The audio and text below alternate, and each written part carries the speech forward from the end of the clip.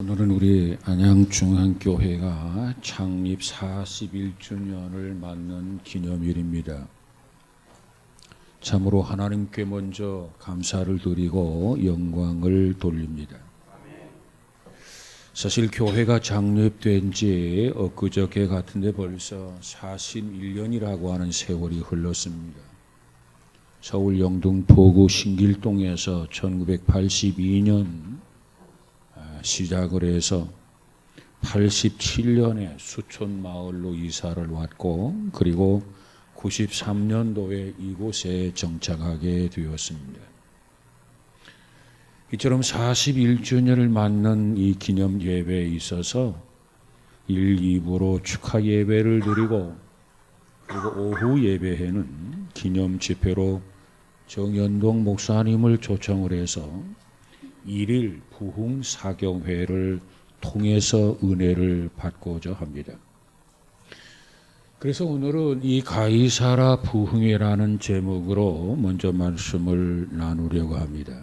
오늘 본문에 보면 누가 등장합니까? 고넬료라고 하는 사람이 등장합니다.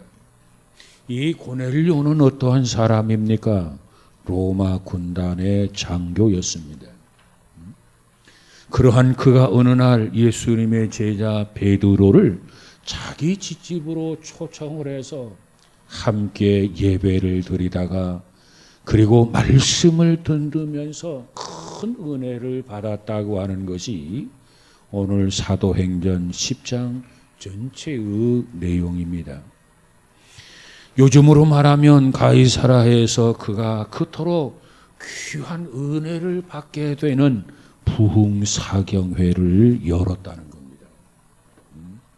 그렇다면 오늘 그가 그처럼 그 사경회를 통해서 은혜를 받았던 비결을 한번 생각해 보면서 저와 여러분도 큰 은혜 받는 그저 성령 충만함을 얻는 우리 모두가 되어지기를 주님의 이름으로 축복합니다. 이 고넬료는 먼저 그는 항상 기도했다는 겁니다. 항상 오늘 10장 2절의 끝을 보니까 하나님께 항상 기도하더니 그랬어요. 고넬료의 기도 생활의 특징을 보면은 두 가지 특성을 가지고 있어요. 첫 번째로 이 고넬료의 기도는 기도와 생활이 일치되는 생활을 했다는 겁니다. 2절을 보니까 그가 경건하여 온 집으로 더불어 하나님을 경외하며 백성을 많이 구제하고 그래서요. 이 말은 그가 기도 생활도 잘했지만 일반적인 생활도 바르게 잘했다는 말씀입니다. 여러분, 바람직한 신앙생활은 어떠한 삶입니까? 이 바람직한 신앙생활은 기도와 우리의 삶이 일치하는 겁니다. 기도와 삶이 동떨어지는 것이 아니라 이 기도와 삶이 일치되는 것. 다시 말하면 신앙과 생활에 괴리가 없는 것. 이것이 바람직한 신앙생활의 모습인 것입니다. 그런데 하루에 3시간씩 기도 시간을 정해놓고 기도를 해요. 절야기도, 심야기도를 열심히 해요. 새벽마다 하나님 앞에 기도해요. 그러나 생활이 경건치 못하다고 한다면, 이웃으로부터 비난을 받는다고 한다면, 그저 손가락질을 받는 사람이 된다고 한다면 그의 기도의 생활은 어딘가 잘못되어 있는 겁니다. 삐뚤어져 나가는 거예요. 여러분, 사실 신앙이라고 하는 것은 전인적 사건입니다. 이게 신앙생활이에요. 다시 말하면 어느 한 가지만 잘한다고 해서 그 사람이 훌륭하다든가 그 사람을 좋다고 평가할 수는 없다는 겁니다. 왜? 신앙은 전인적인 사건이기 때문에 그래요. 예를 들면 성가대를 예를 들어 죄송합니다마는 성가대 열심히 하고 있어요. 그런데 전도는 안 해요. 그런데 기도는 안 해요. 그는 좋은 성도가 아닙니다. 좋은 크리스찬도 아닙니다. 그러나 1년 52주일 빠지지 아니하고 성가대를 열심히 하고 있단 말이에요. 그리고 오후 예배도 열심히 드려요. 새벽 기도도 열심히 해요. 심야 기도회도 열심히 해요. 칭찬받을 만한 신앙입니다. 그런데 열심히 52주를 빠지지 아니하고 참여하고 봉사하는데 오후 예배도 안 나와. 가슴이 찔리죠? 네. 새벽 예배도 잘 안 나와. 오죽 답답하면 새벽에 드리던 것을 작밤 저녁에 기도하는 기도 순서를 마련했을까? 그런데 그래도 안 나와. 여러분, 신앙생활은 전인적인 삶이란 말이에요. 전인적 삶. 전인적 사건이란 말이에요. 하나만 잘해서는 안 돼요. 모두 다 잘해야 돼요. 모두. 한 가지만 잘하는 사람은 칭찬받기에 미흡한 거예요. 여러분, 그런데 오늘 본문의 고넬료를 보세요. 경건하게 살았어요. 집안이 다 하나님을 믿고 있어요. 그런데 그러면서도 그는 유다의 백성을 많이 구제했다는 겁니다. 흠잡을 만한 게 없어요. 그래서 그는 칭찬을 받았고 그는 인정도 받았다는 겁니다. 그렇습니다. 그의 기도 생활을 보니까 이 삶과 깊이 연결되어 있는 기도 생활을 하고 있었어요. 여러분, 우리가 하나님 앞에 기도를 하면 할수록 우리의 기도가 하나님 앞에 요청하면 요청할수록 우리의 삶도 정말 무엇보다도 모범적인 삶이 되어야 되는 것을 믿으시기를 바랍니다. 고넬료가 바로 그러한 특성 있는 기도 생활을 했어요. 그 다음에 두 번째로 이 고넬료는 기도와 생활이 일치될 뿐만 아니라 고넬료의 기도 생활은 항상 기도했다는 겁니다. 항상. 여기서 항상 기도했다라고 하는 의미는 시간적으로 보면은 쉬지 않고 기도했다는 겁니다. 공간적으로 보면은 그가 어느 곳에 있든지 무엇을 하든지 하나님 앞에 기도했다는 겁니다. 이 고넬료라고 하는 사람의 신분이 뭡니까? 신분은 공인입니다. 공인. 유대 나라를 통치하는 로마 군단의 소속 장교였습니다. 그 당시 군단 본부는 유대 땅 가이사라에 있었습니다. 그런데 그가 어떻게 예수를 믿게 되었는가? 그 점은 우리가 알 수가 없어요. 짐작건대 그의 집을 드나드는 사람을 통해서, 평소에 그와 교분이 있는 사람을 통해서 복음을 듣고 말씀을 듣고 그리고 예수를 영접하고 예수님을 믿게 되었을 것으로 추측을 합니다. 우리 중에 예수를 믿은 지 10년이 되고 20년이 된 사람이 있어. 그럼에도 불구하고 기도 생활이 아직 정착이 안 됐어. 기도 생활을 해야 함에도 불구하고 기도 생활을 안 하는 사람이 있단 말이에요. 그런데 오늘 고넬료라는 사람은 어떻습니까? 신앙생활의 연륜이 길지를 않아요. 짧아요. 그럼에도 불구하고 그의 기도 생활을 보니까 항상 기도에 힘썼다는 겁니다.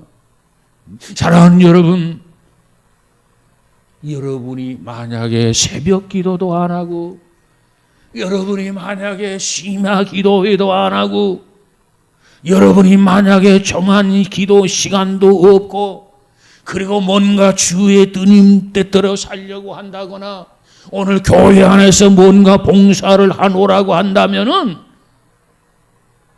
그것은 마치 기름을 치지 아니하고 기계를 돌리는 것과 다를 바가 없다는 겁니다. 기도하지 아니하고는 아무것도 할 수가 없어요.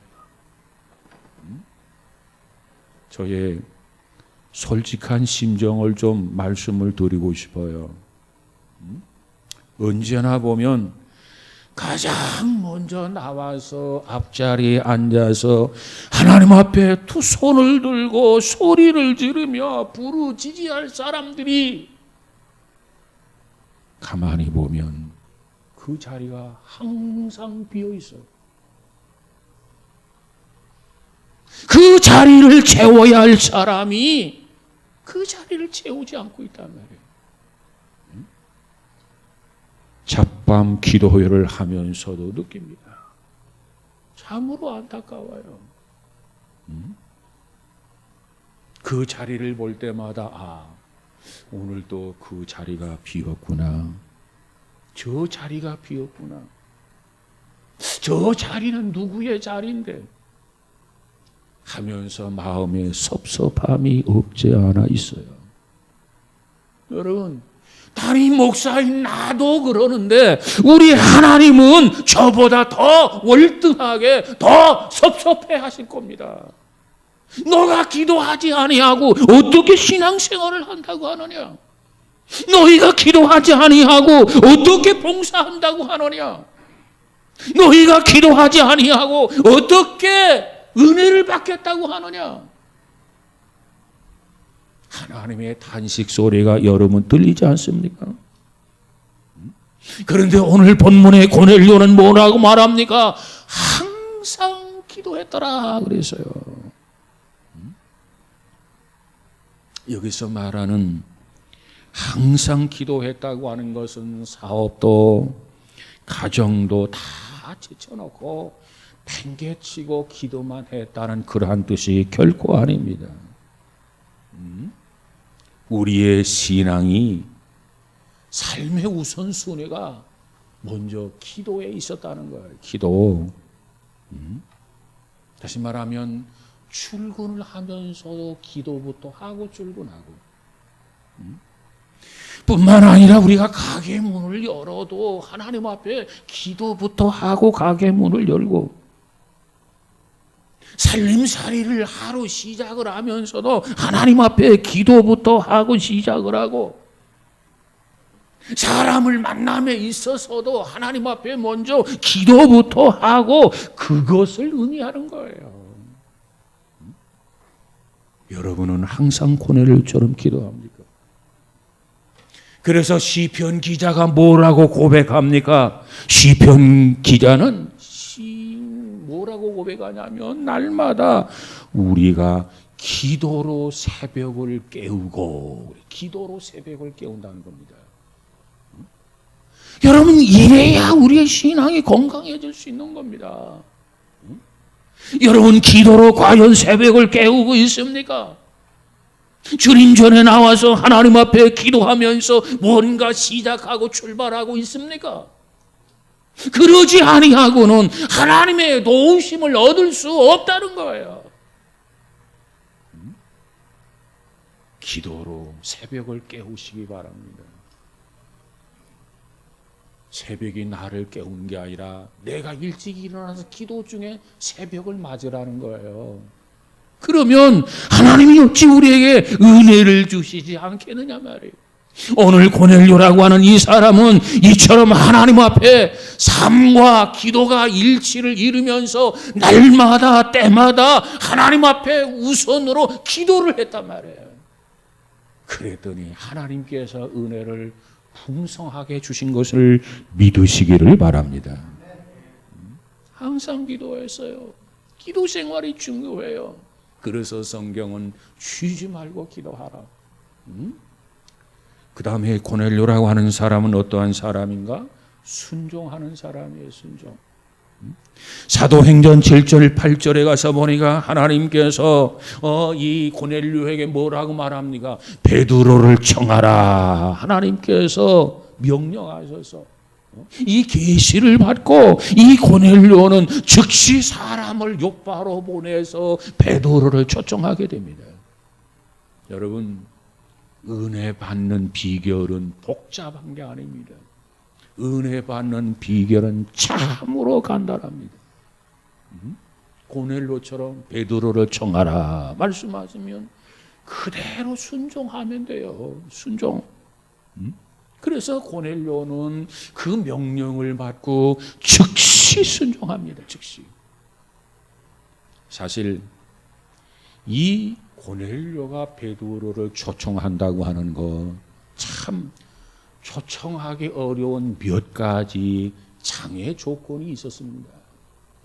그 장애 조건이라는 게 뭐냐? 첫째, 신분상의 문제였습니다. 신분. 이 고넬료라고 하는 사람은 로마 사람이고 이 베드로라고 하는 사람은 유대인입니다. 당시의 로마는 유대 나라를 지배하고 있었기 때문에 누구보다도 우월감이 하늘을 찔렀어요. 거기에 비해서 유대인은 어떻습니까? 로마의 지배와 통치를 받고 있어서 그 로마인에 대한 저항감이 강렬하게 있었던 그 시대였단 말이에요. 두 번째 문제가 뭡니까? 직업상의 문제입니다. 직업상의 문제. 고넬료는 로마 군단의 고급 장교였습니다. 거기에 따라서 베드로는 어떻습니까? 갈릴리 바다에서 고기 잡는 어부였습니다. 이 직업상의 문제. 그 다음 세 번째로는 교육 수준의 문제였습니다. 고넬료는 로마에서 이 고급 장교가 되기 위해서 정규 군사 훈련을 마친 사람입니다. 그런데 베드로는 어떻습니까? 세상 교육이 전무한 사람이었습니다. 이와 같은 장애가 있었어요. 신분상의 장애, 직업상의 장애, 교육 수준의 장애. 그러나 이런 장애가 있음에도 불구하고 하나님은 고넬료에게 베드로를 청하라 명령하셨어요. 그 명령 앞에 고넬료는 그대로 순종했다는 겁니다. 머뭇거리지 않았어요. 과연 해야 될까 말아야 될까? 순종을 해야 되나 말아야 되나? 지체하지 않았습니다. 하나님의 명령이 있는 순간 즉시 사람을 욥바에 보냈다는 겁니다. 여러분, 성경을 보면 순종과 불순종을 언급합니다. 이 불순종은 언제부터 불순종이 일어나느냐면 창세기에 가보면 그저 하와가 사탄의 유혹을 받아서 넘어가게 되는 그 순간부터 이 불순종이 시작이 됐어요. 이 불순종은 은혜를 받는 데 장애가 됩니다. 불순종은 기도 생활을 하는데 장애가 됩니다. 불순종은 마음의 평안을 유지하는데 장애가 됩니다. 이게 불순종이에요. 거기에 비해서 순종은 뭐합니까? 순종하면 은혜 받아요. 순종하면 축복을 받아요. 순종하면 응답을 받아요. 순종하면 만사가 형통해집니다. 그러면서 성경은 우리에게 순종하겠느냐 불순종하겠느냐, 내가 너희 앞에 생사 화복을 두었다, 선택하라고 말씀하지 않습니까? 성경 사무엘상 15장 20절 이하에 보니까 준수했던 사울왕이 하나님 앞에 버림을 받아요. 하나님 앞에 버림을 받게 되는 결정적인 이유가 나와 있어요. 하나님 앞에 버림을 받은 결정적인 이유가 무엇입니까? 그 이유는 곧 불순종이었다는 겁니다. 여러분, 제멋대로 처신하고 제멋대로 행동하고 제멋대로 거역하다가 하나님 앞에 버림을 받았어요. 여러분, 우리는 무슨 행동을 하든지 하나님 앞에 하나님의 뜻이 어디 있을까? 주님이라면 어떻게 생각하실까? 한 번만이라도 생각하고 실천할 수 있는 우리 모두가 되어지기를 주님의 이름으로 축복합니다. 열왕기하 18장 11절 이하에 보니까 북왕국 이스라엘이 아수르의 침략을 받게 됩니다. 그 침략에 짓밟혀요. 멸망하게 된단 말이에요. 하나님 앞에 택함 받았던 이스라엘이 아니 이방인의 말바굽에 짓밟히고 정복을 당하게 됩니다. 그리고 포로로 잡혀가서 끌려가게 됩니다.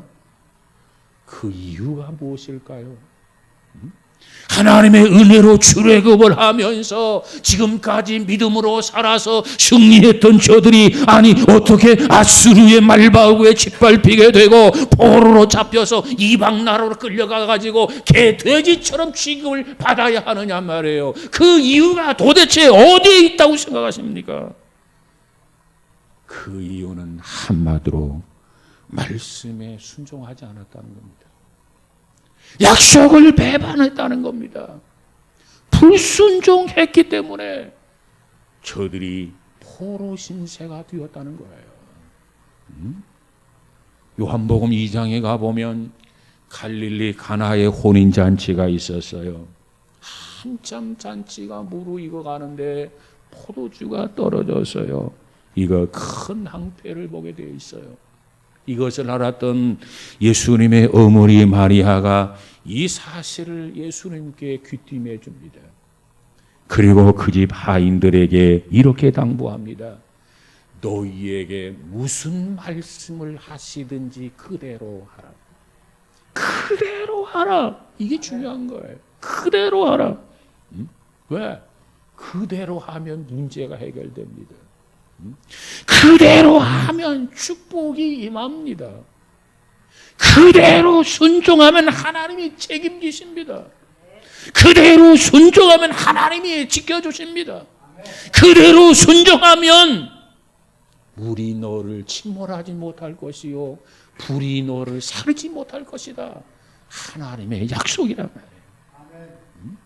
여러분, 우리가 하는 운동에는 여러 가지 종목이 있지만 그 중에 특별히 유도라고 하는 운동, 유도. 그 유도라고 하는 운동에는 맨 처음 배우는 것이 무엇입니까? 처음에 유도를 배우기 위해서 도장에 가면 도복을 입는 법, 그리고 띠를 두르는 방법, 그리고 상대의 팔을 붙잡는 방법, 그리고 그 다음에 배우는 게 뭐냐? 떨어지는 법, 낙법이라고 하는 것을 배웁니다. 저는 처음에 생각하기를 유도를 배우면 상대방을 그저 단숨에 3m, 5m 전방으로 집어 던질 수 있는 것으로 착각을 했어요. 네? 그러나 그것은 착각이었고 오해였다는 겁니다.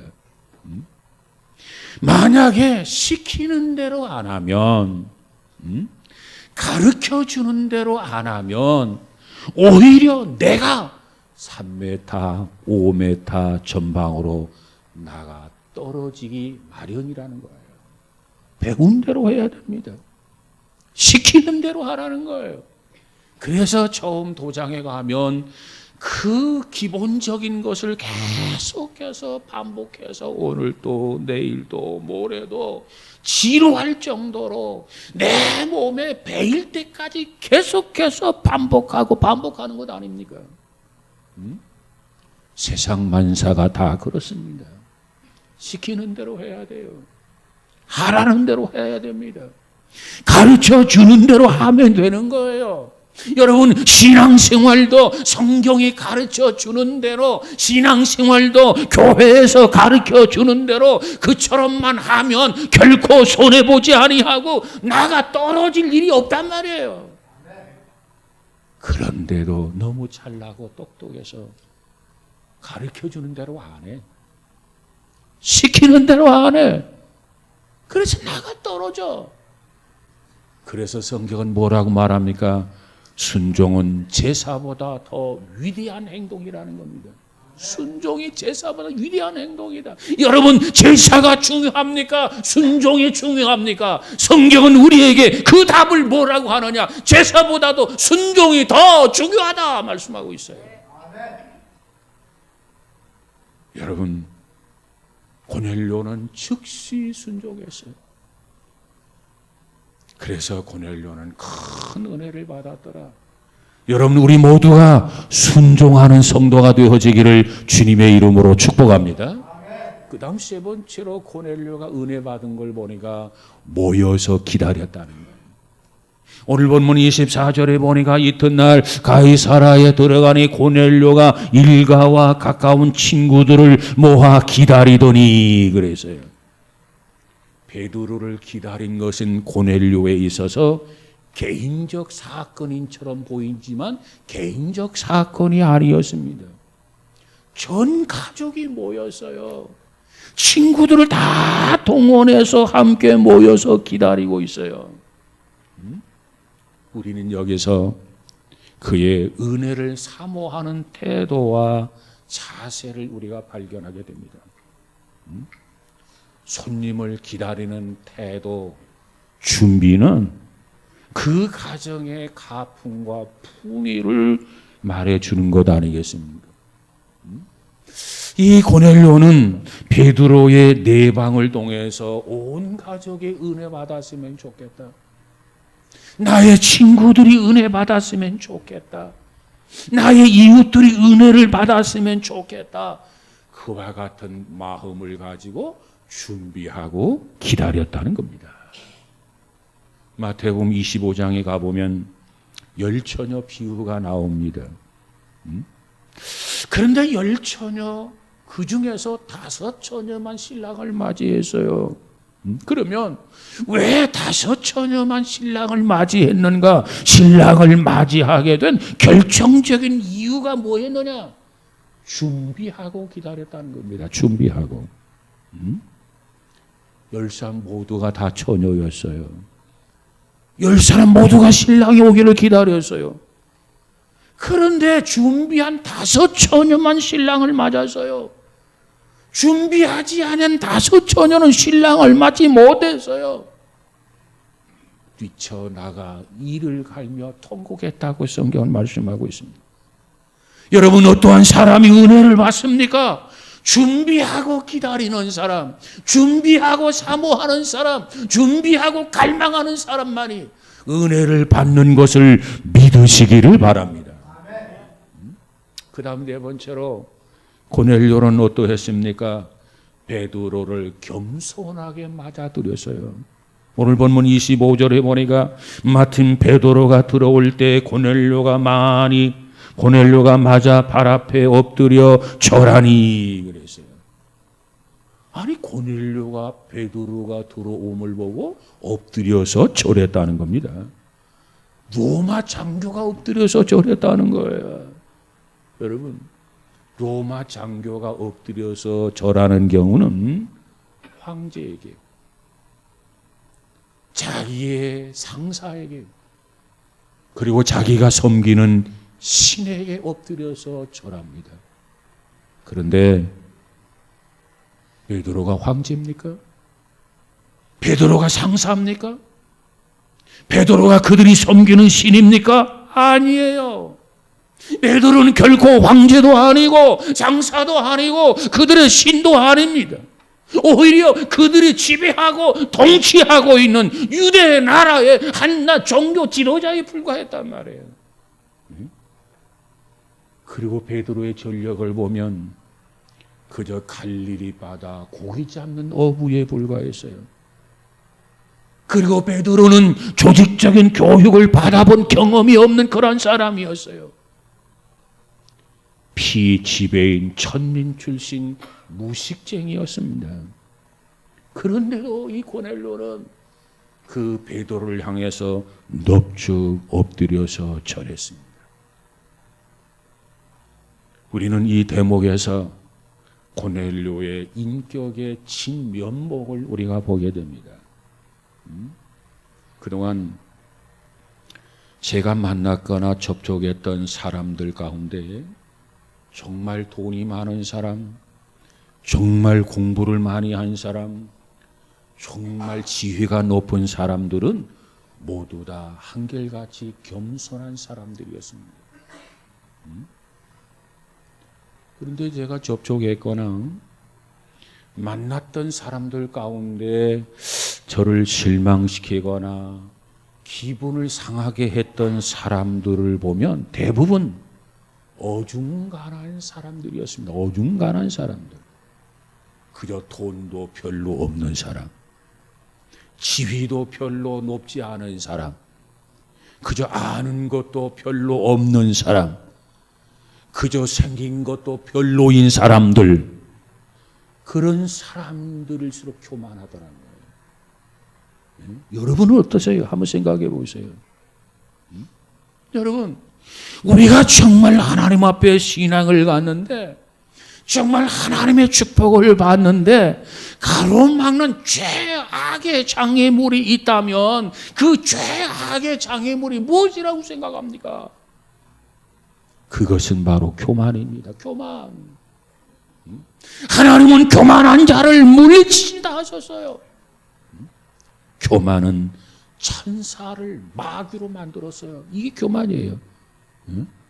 교만은 천사를 하늘에서 땅으로 그리고 지옥으로 떨어뜨리는 것이 교만입니다. 그런데 로마의 백부장 고넬료를 보세요. 갈릴리의 어부 베드로, 가난한 전도자 베드로, 그의 앞에 이 백부장이 넙죽 엎드려 절하는 이 장면을 생각해 보라는 겁니다. 여러분, 우리도 고넬료처럼 겸손해지십시다. 오늘 우리도 고넬료처럼 자기 자신을 낮춰보십시다. 그러면 하나님이 일으켜 세워주시고 하나님이 그를 높여주시고 그에게 은혜를 베푸시고 그에게 성령 충만함을 주시는 것을 믿으시기 바랍니다. 이제 말씀을 마치려고 합니다. 좋은 사람 전도자 베드로를 초청해서 열었던 이 가이사라 부흥회 결론이 뭡니까? 14절에 보니까 한마디로 정리해 주고 있어요. 베드로가 이 말할 때 성령이 말씀 듣는 모든 사람에게 내려오시니 그랬어요. 이 베드로가 말씀을 전할 때 그 말씀을 듣는 모든 사람들에게 무엇이 내려왔느냐? 성령이 내려오시니 그랬어요. 그날 그곳이 바로 성령이 강림한 것을 믿으시기 바랍니다. 하나님의 말씀을 겸손하게 받아들일 때 성령의 충만함을 경험할 수 있었어요. 여러분, 어느 날 갑자기 예고도 없이 저녁 시간에 대통령이 방문했다고 가정을 해보십시다. 여러분의 가정에, 여러분의 직장에, 여러분의 사업장에 대통령이 방문했어요. 어떻겠습니까? 예고도 없이 발칵 뒤집힐 겁니다. 그러나 성령 강림은 그런 사건과도 비할 바가 아닙니다. 왜? 성령은 곧 하나님이시라면 하나님께서 그날 그 집에 오셨다는 겁니다. 여러분, 오늘 이 말씀을 통해서 저와 여러분도 고넬료처럼 사모하는 심령이 되어지기를 주님의 이름으로 축복합니다. 그래서 여러분의 회사에도 오시고 여러분의 직장에도 오시고 여러분의 가정에도 오시고 그리고 여러분의 심령에도 오시고 충만한 은혜가 우리 모두에게 있어지기를 주님의 이름으로 축복합니다. 오늘 창립 41주년을 맞이해서 우리의 심령과 우리의 가정, 우리 교회 성령의 충만함이 다시 있어져서 주님 앞에 귀하게 쓰임받는 저와 여러분 우리 모두가 다 되어지기를 주의 이름으로 축복합니다. 기도하십시다. 거룩하신 하나님 감사합니다. 오늘 고넬료처럼 항상 기도하게 하옵소서.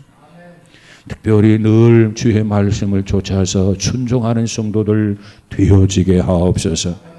늘 주의 은혜를, 늘 주의 성령을 사모하는 심령을 갖게 하여 주시옵소서. 겸손한 삶을 통해서 하나님께 영광을 돌리는 귀한 성도들 되어지게 하옵소서. 말씀을 받을 때마다 사람의 말로 받지 아니하고 신실한 하나님의 말씀으로 받아서 큰 은혜 역사를 경험하는 우리 모두가 되어지게 하옵소서. 예수님 이름으로 기도하옵나이다. 아멘.